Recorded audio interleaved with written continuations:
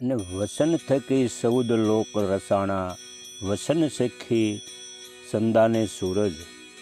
હવે વસન થકી રસાણા એટલે પરમાત્મા રૂપી પરમપિતા પરમાત્મામાંથી આત્મા પ્રગટ થાય છે અને આત્મા થકી વસન છે, આત્મા જે વસન છે એના થકી 14 લોકની રચના થઈ, એના આધારે છે, એના થકી સંદાને સૂરજ. તમામ જીવો આ વસન થકી પ્રગટ થાય છે. અને પછી વસન થકી વરસે સાસા નૂર. હવે નૂર એટલે પ્રકાશ. જે આત્મા આપણી અંદર છે એના પ્રકાશ દ્વારા જ આપણે બધો અનુભવ કરી શકીએ. સાસો પ્રકાશનો અર્થ જ્ઞાન છે. દેખાય છે પણ સમજાય નહીં, સમજવા માટે જ્ઞાન જોવે. એટલે હાસો પ્રકાશનો અર્થ જ્ઞાન થાય, જેનાથી આપણને સમજણ મળે. આને જ વસન થકી નૂર વરસે એમ કે